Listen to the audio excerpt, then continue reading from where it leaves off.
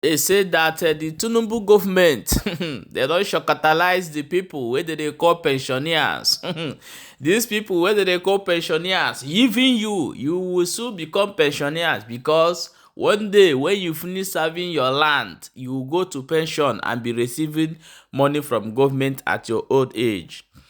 But as we dey talk now for Nigeria, they say Tinubu and in government wan go take the money where they keep for pensioners, they go do another thing. Come here say this our brother where they call Abatia and the other one for Arise TV. The guy don't give Tinubu back to back. He don't give am woto. He say why he go talk like that? Say so this talk when they talk for here. If they serve the land, if you work finish now, you no go see money when you go take there for pension. I want you to watch this video. Most of you will not understand this video, but most of you that are working, do you know that in outside country, not only people that are working, even people that are doing business, hence you are paying tax to the government. At a time will come where you can no longer do your business at one certain age, you will go to pension and government will be paying you from the tax you have paid so far. But in Nigeria now, they say Tinubu wan collect the money, wan go do your own thing. I want you to watch the video and listen wetin dey talk for this video. My people, welcome back to Balabas Gist. If today na the first time wey dey come across this wonderful channel, you are highly welcome. Please share this video and make sure say they follow this channel. I want you to watch, listen to wetin these people talk. So guys, this was the strong warning Rufai fired at Tinubu when it was announced that the Tinubu's government planned to use the money that has been saved by pensioners in the country to fund his so-called projects. Nigerians, take a look. Please don't touch my money. Don't touch my pension funds. Don't touch my future. I beg you. If you cannot get money to run a nation, that's your problem. You campaigned that you are going to get money to run a nation effectively and provide infrastructure.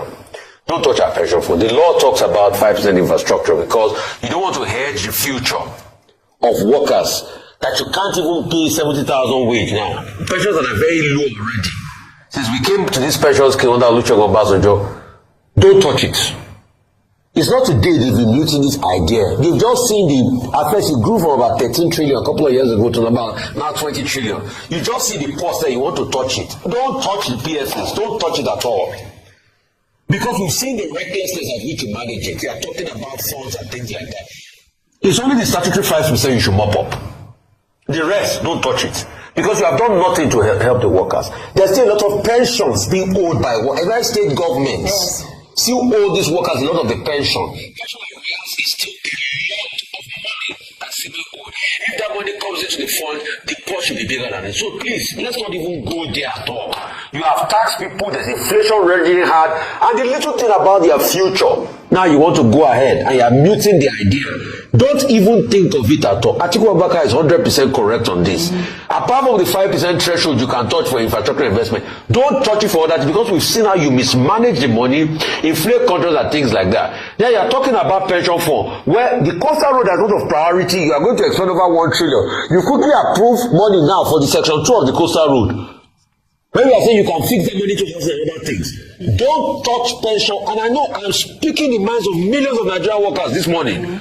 Don't touch it. All right. Leave it alone. I mean, this is the great thing. This is a... So guys, we'll get back to this video, but before then, take a look at these headlines.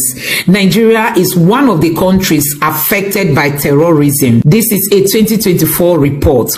Also, Nigeria is among the countries with highest poverty rates. We all know that Nigeria is the headquarter for poverty. Also, Nigeria tops in global out-of-school children rating. That is the country we have. Don't forget, Nigeria tops homeless people list in 2024. So guys, there are a whole lot of problems in this country.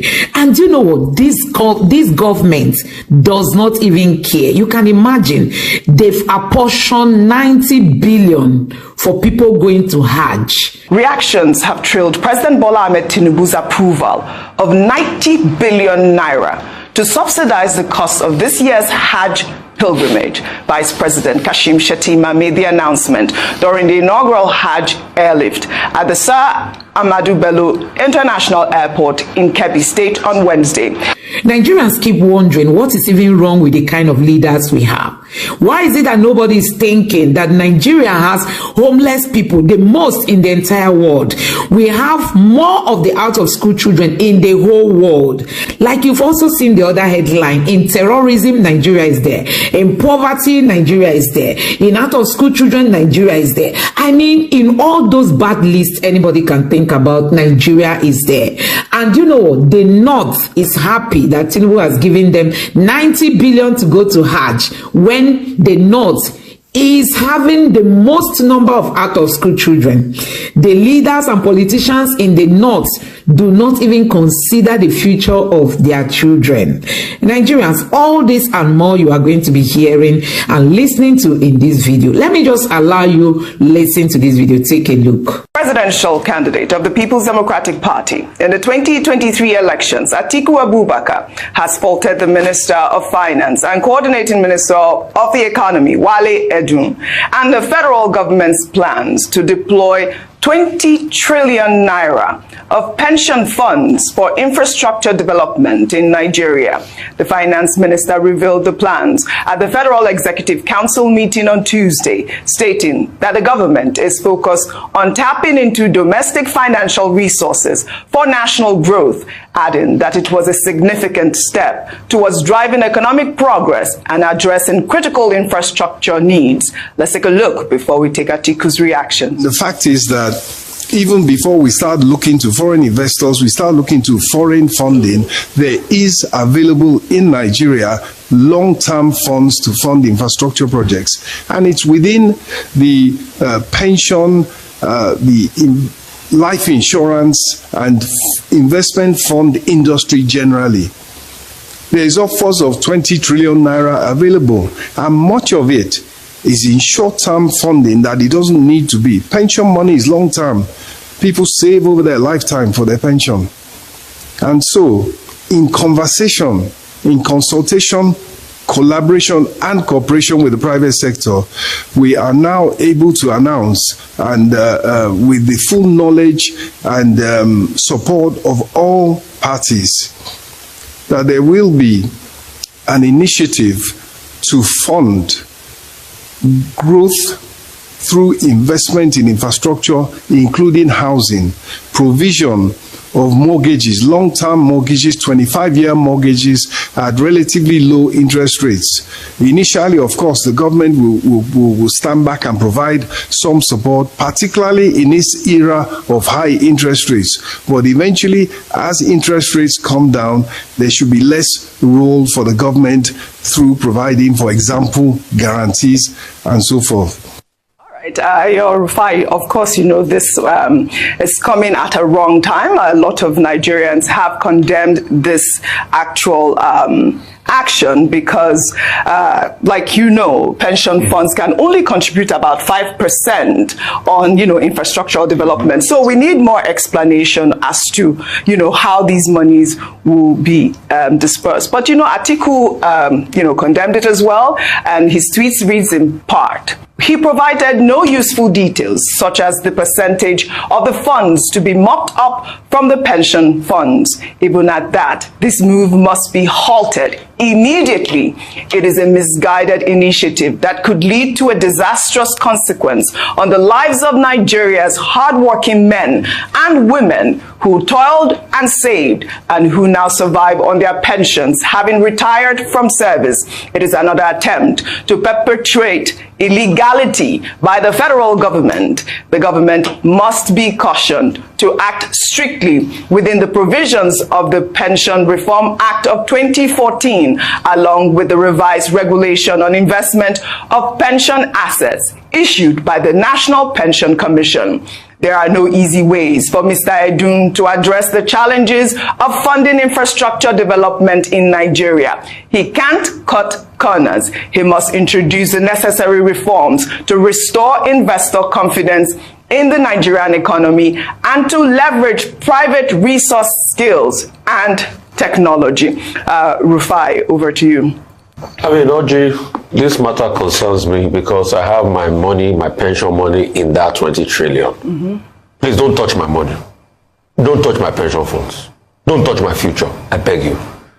If you cannot get money to run a nation, that's your problem. You campaigned that you were going to get money to run a nation effectively and provide infrastructure. Don't touch our pension fund. The law talks about 5% infrastructure because you don't want to hedge the future of workers that you can't even pay 70,000 wage now. Pensions that are very low already. Since we came to this pension scheme under Sh0ćk, don't touch it. It's not today they've been muting this idea. They've just seen at first it grew from about 13 trillion a couple of years ago to about now 20 trillion. You just see the post there, you want to touch it. Don't touch the PFAs. Don't touch it at all. Because we've seen the recklessness at which you manage it. You're talking about funds and things like that. It's only the statutory 5% you should mop up. The rest, don't touch it. Because you have done nothing to help the workers. There's still a lot of pensions being owed by state governments. Yes. Still owe these workers a lot of the pension. Pension arrears is still a lot of money that is still being owed. If that money comes into the fund, the pot should be bigger than it. So please, let's not even go there at all. You have taxed people, there's inflation raging hard, and the little thing about their future. Now you want to go ahead and you are muting the idea. Don't even think of it at all. Atiku Abubakar is 100% correct on this. Apart from the 5% threshold you can touch for infrastructure investment, don't touch it for that because we've seen how you mismanage the money, inflate contracts and things like that. Then you are talking about pension fund where the coastal road has a lot of priority. You are going to expend over 1 trillion. You quickly approve money now for the section 2 of the coastal road. Maybe I say you can fix that money to housing and other things. Don't touch pension. And I know I'm speaking the minds of millions of Nigerian workers this morning. Don't touch it. All right. Leave it alone. I mean, this is the great thing. This is the great thing of having a strong, opposition. I mean, we have seen Atiku Abubakar, always come out to challenge the federal government, and I think that this is something that they should look into. But before I come to you, Ayo, in another development, reactions have trailed President Bola Ahmed Tinubu's approval of 90 billion naira to subsidize the cost of this year's Hajj pilgrimage. Vice President Sh0ćk made the announcement during the inaugural Hajj airlift at the Sir Ahmadu Bello International Airport in Kebbi State on Wednesday. In his speech, Sh0ćk emphasized the president's commitment to religious pilgrimage and urged intending pilgrims to pray for the success of the administration and to act as good ambassadors for Nigeria by observing all Hajj protocols in Saudi Arabia. The President approved the release of 90 billion naira to subsidize the cost of pilgrimage for this year's Hajj. Therefore, I urge you not to relent in praying for the success of this administration, for the peace and progress of our country that we are proud to call our motherland.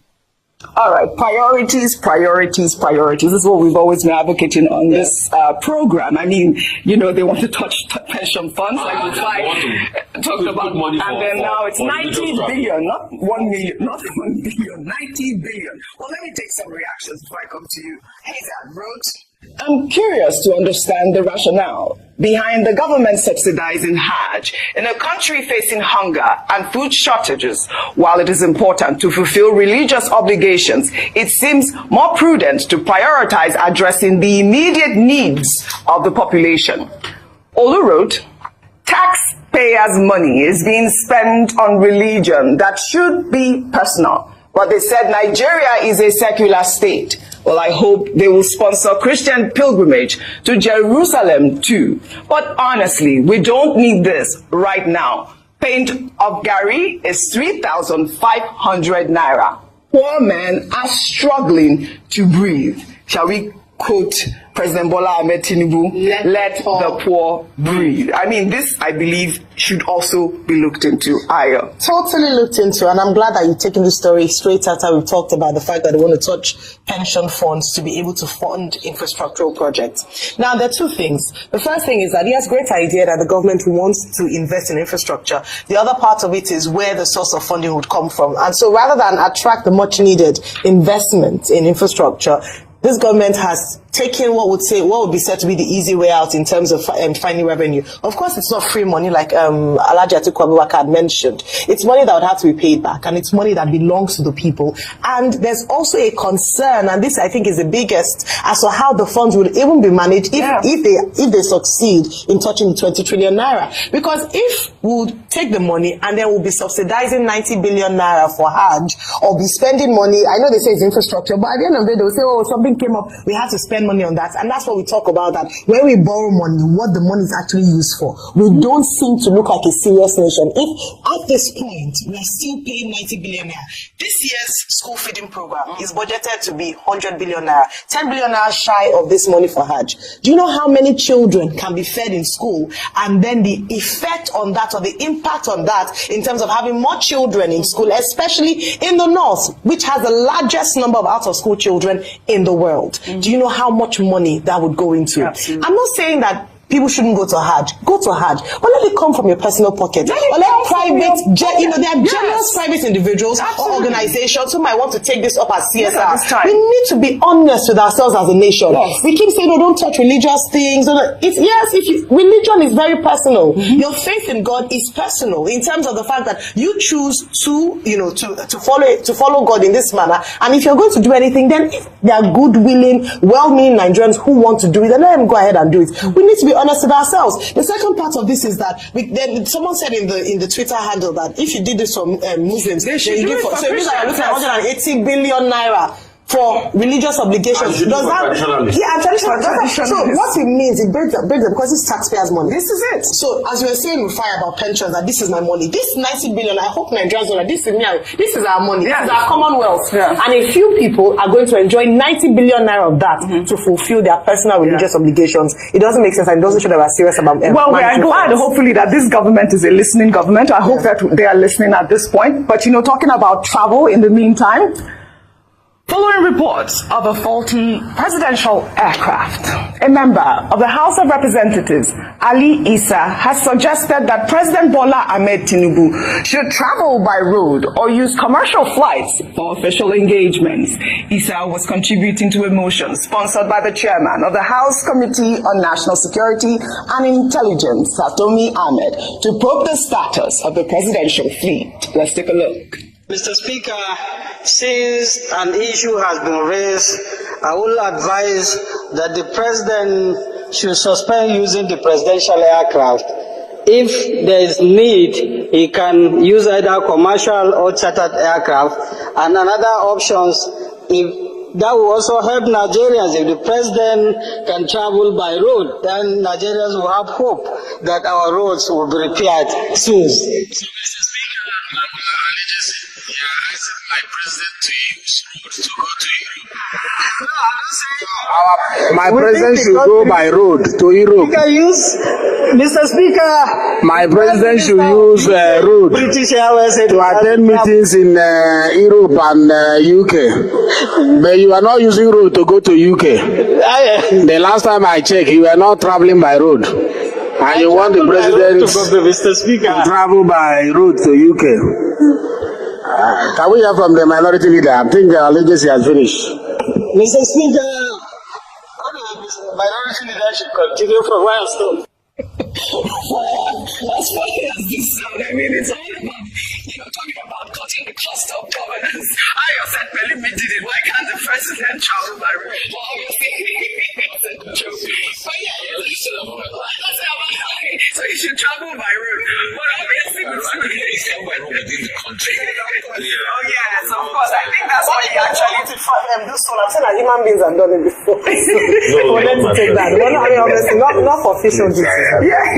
But it speaks volumes about what we're now facing. I mean, the story that came out as regards some skirmishes with a plane. And the second one, the vice president's plane not being able to go out of the country because of the plane and everything. One thing needs to be done as regards the presidential fleet.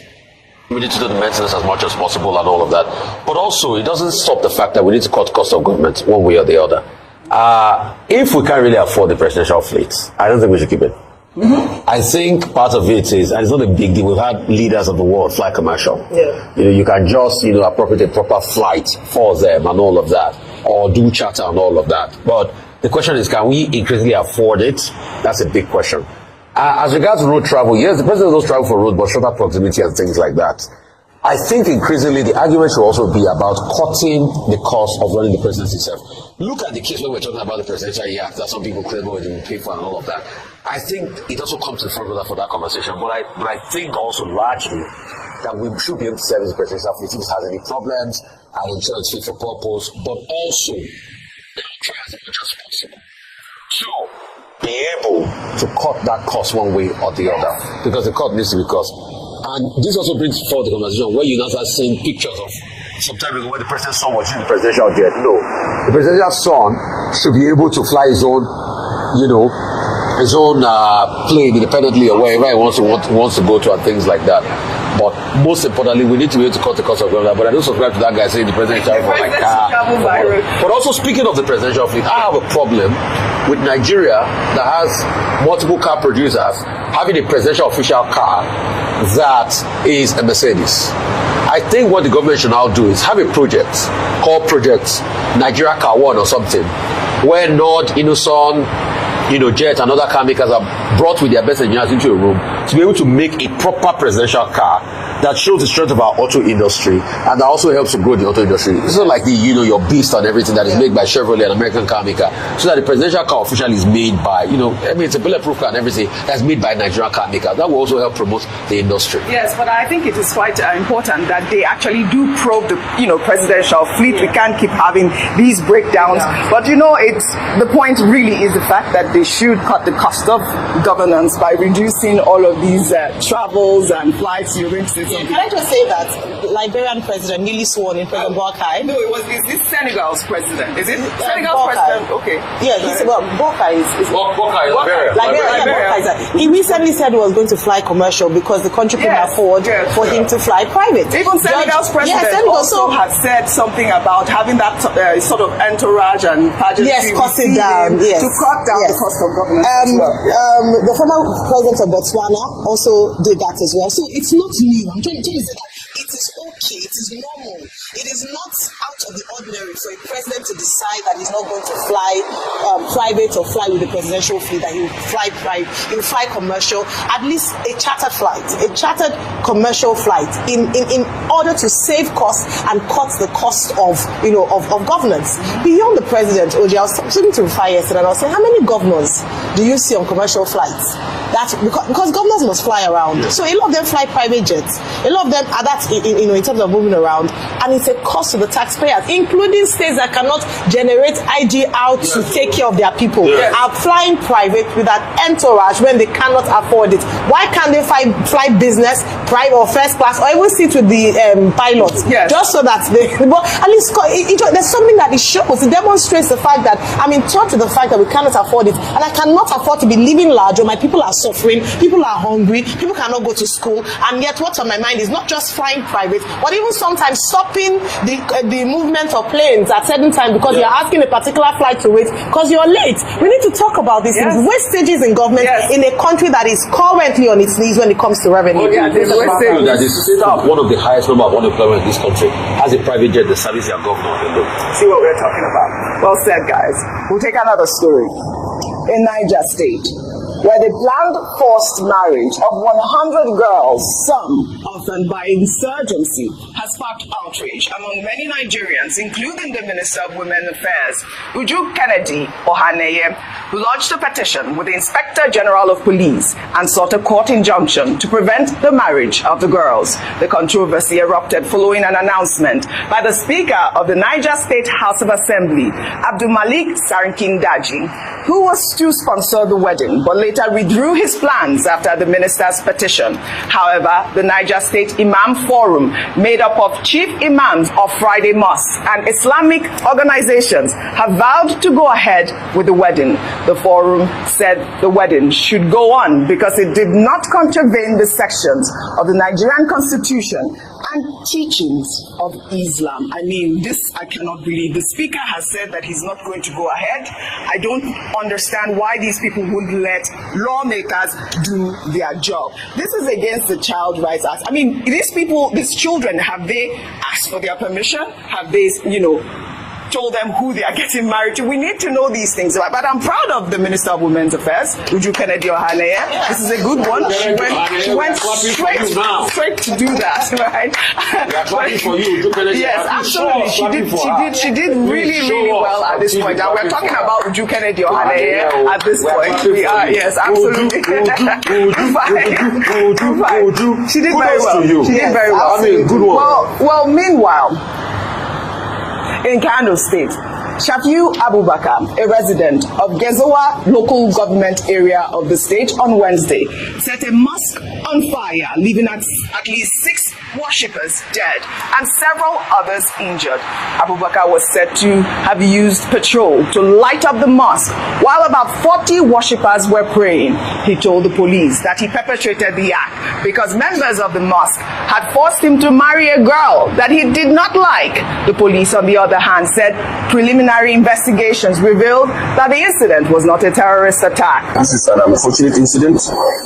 We have seen it, an individual going to the mosque with a locally prepared bomb and exploding it in the mosque. From the interim investigations we have conducted so far, we got to know that it's not, and it has nothing to do with terrorism. The person that detonated the bomb, we have already arrested him actually, and he's making useful information for us. For now, we have about 24 victims. We just lost one of them. Oh, may their souls rest in peace. This is a horrible incident. But as you can see, the police, appears to be downplaying this incident. I mean, this would make, global headlines at this point. This, for me, is a terrorist attack. You had a locally made bomb. You went into it. 6 people have died. At least 24 people are suffering several degrees of burns in the hospital right now, suffering at this moment. But you can hear what the guy said. The reason was because of some sort of, forced him to marry or some. He premeditated. Yes. He planned the attack. And the fact that he was forced to marry, if your marriage is not working for you, you can also dissolve it. Yeah. So it's not tenable at all. And I think he needs to face the full wrath of the law. He planted a terrorist attack that led to the killing of about 24 people. I know religion is a very touchy issue in this country, and that's why I want to go back to Sh0ćk Kennedy-Ohaneye. I say, I stand with you, Minister. Please do not get deterred. What you've done is the right thing. How about this lawmaker saying, let's put these girls in school? Recently, President Tinubu's wife, Oloremi Tinubu, great woman by the way, launched an alternative school. How about you saying, Madam Tinubu, please, we want you to bring alternative school to Niger so that these girls can also get a right. You want to push people into marriages because you know they are not empowered, they can't make any impact, and you want to control the cycle of poverty and slavery where they give birth to children that are disadvantaged and now lead the next group of out-of-school children that will now in turn become the insurgents and be used for all sorts of nefarious vices? Is that what you want to do? How about saying, okay, let's set up a school, we can set them up, vocational studies, we can give them skills, make them somebody in life, empower them. Why is it always the short route? Just like what happened with the terrorist abuse that came back the other time and say you want to marry them off. Why is it always marry them off? What if the man you're marrying them doesn't have the financial capacity to take care of them? How about empowering the girl child? And that's why you see that some states are still reluctant to have the child. I remember the protest, the child right up. I remember the protest, the child not bride. They have to pay for something. When some senator was saying he wanted to marry somebody, So please, let us not allow this happen in society. The police should call a spade, and this one should be taken to court. How can you keep people like that? So guys, these are the same infrastructure that Buhari boasted he built for Nigerians. All the Abacha loots that were returned, all the money they borrowed, they told Nigerians that they were using it to build infrastructure. Now, this same APC government has taken over. They can't get money again. No country is borrowing money again to Nigeria. Investors are not coming. And you know what? Tinubu said he wants to tamper with the money that pensioners have saved. I mean the pensioner fund. That is where Tinubu is saying he wants to take money to fund his projects, and Nigerians are shouting. These are money meant for poor people, old men. This is money that some of them are depending on to take care of their families. And today the government of Nigeria, because they can no longer lay hold on foreign borrowing, no country country is willing to borrow them money. Investors are not coming. Instead of them to ask themselves, why are we in this mess? They want to tamper with the money that have been saved by poor work. Guys, share this video and drop your own opinion in the comment section.